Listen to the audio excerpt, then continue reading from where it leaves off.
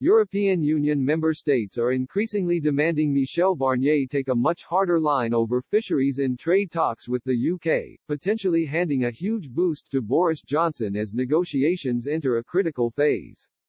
Fisheries officials from 8 coastal member states throughout the continent have agreed unanimously the bloc's chief negotiator should step up his demands in the talks, with a free trade agreement (FTA) depending on a deal being struck on fisheries. Britain, which has long been seen to hold the upper handing in fisheries talks, is looking for a much larger share of fish quotas from stocks which cross over into its waters, with the ability to be able to reduce the amount of access European Union vessels can have in UK waters after Brexit. The EU, in turn, wants to stay as close to possible to current quota shares and access rights under the much-hated common fisheries policy, and now member states are piling the pressure on Michel Barnier to stick to his negotiating mandate. The chief Brexit negotiator has held talks with ministers from the group of 8 coastal states, which consist of Ireland, Belgium, Spain, the Netherlands, Denmark, Germany, France and Sweden. Sean Odenoghu, chief executive of the Killybegs Fishermen's Organization, warned, Barnier is trying to twist fisheries ministers' arms, but my understanding is that he hasn't been successful in doing that. I think the message he is getting is, you have a mandate, and within that mandate you have a number of cards to play.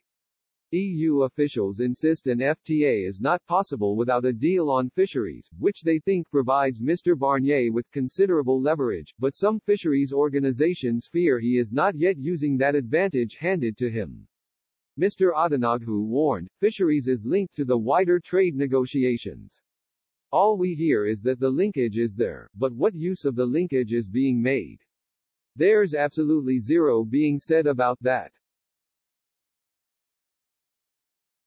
There are 400 vessels from the EU known to fish between the North Sea, the Irish Sea, the French Channel, off the Shetlands, that fish inside UK waters, says Patrick Murphy, chief executive of the Irish South and West Fish Producers Organisation. If they are denied access, where are they going to go? We have 164 Irish vessels over 18 meters length. In 2006 we had 280. We've already taken the pain as a nation to sustain the stocks off our coastline for everybody else to fish. We're down nearly 50% of our fleet in 10 years, so it would be crazy now to see an influx of boats back into that area.